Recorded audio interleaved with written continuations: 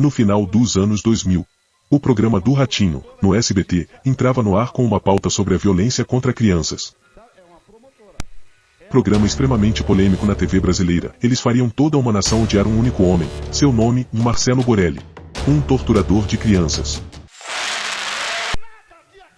Na noite do dia 23 de outubro de 2000, foi ao ar uma das matérias mais polêmicas da história da TV brasileira. O apresentador Carlos Massa apresentava uma série de reportagens falando sobre a violência contra as crianças. Em meio às duras críticas que tecia, ele prometia aos espectadores que ao final do programa, eles teriam uma surpresa. A surpresa seria uma fita produzida por um conhecido assaltante, onde esse homem torturava uma criança de apenas 3 anos. Sabe aquele papo do Maquiavel, de que os fins justificam os meios? Marcelo Borelli, que na época tinha 31 anos, já era bastante conhecido no país. Entre os notórios crimes que participou, o criminoso foi responsável por sequestrar um voo comercial da VASP, roubar malotes de dinheiro do Banco do Brasil, e um roubo ao aeroporto de Brasília onde levou 60 kg de ouro. Além de vários outros roubos como diversos carros fortes e caixas eletrônicos. Pois bem, neste fatídico dia, todos os limites do horror foram ultrapassados. O apresentador mostrou ao vivo, em horário nobre, uma fita VHS em que o conhecido assaltante paranaense Marcelo Borelli torturava uma criança de apenas 3 anos de idade. Durante 7 minutos, os espectadores acompanharam a exibição de cenas repugnantes. As cenas foram vistas por milhares de pessoas, adultos e crianças, apesar do aviso do próprio programa que exibiria imagens impróprias. Já pedi para todo mundo sair da sala. Quem ficou na sala, quem não quiser ver, vira para o outro lado que é pesado. Já pedi para tirar a criança da sala. Não vai me criticar depois. Pode rodar.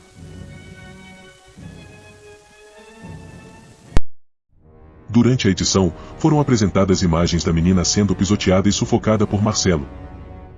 O monstro sem piedade pisava na barriga da menina, fez a criança comer o próprio excremento, além de dar choques na menina dentro de uma bacia com água e encher a criança de pontapés. Borelli torturou a menina, filha de sua própria namorada, para se vingar de um ex-cúmplice, pai da criança. Ratinho, de maneira a chocar ainda mais os que assistiam. Além de mostrar o vídeo em horário nobre, levou a fita das torturas do criminoso, contra a criança, para um centro de detenção no estado de São Paulo. Estão vendo a fita na cadeia.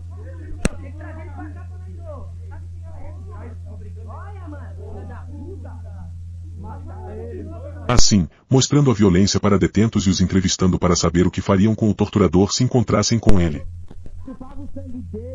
Esse tipo aí, nem nos crime na sociedade.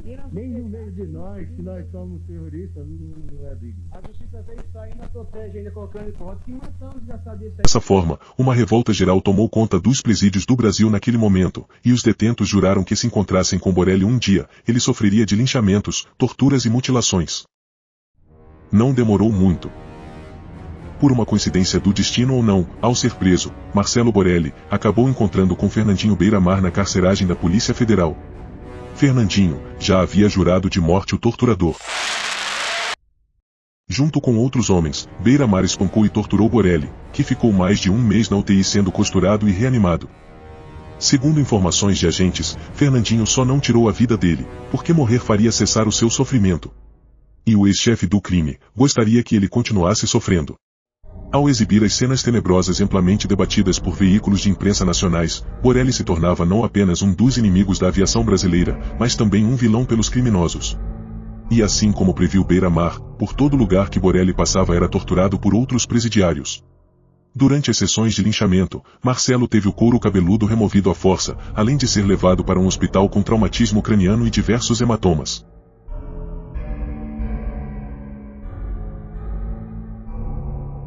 Borelli tinha sido condenado a 172 anos de prisão, mas devido aos constantes episódios de agressões e abusos sexuais que sofreu, o criminoso contraiu AIDS na cadeia e faleceu em 2007.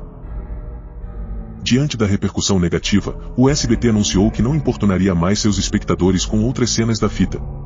O Ministério da Justiça, o Ministério Público de São Paulo e o Congresso Nacional falaram abertamente sobre a bomba jornalística do SBT e repudiaram o programa.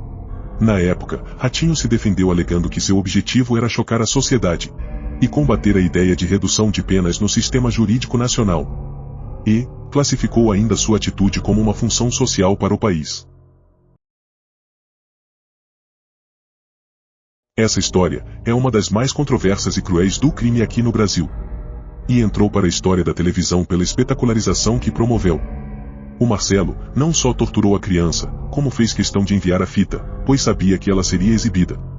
Dessa forma, o torturador cavou a própria cova.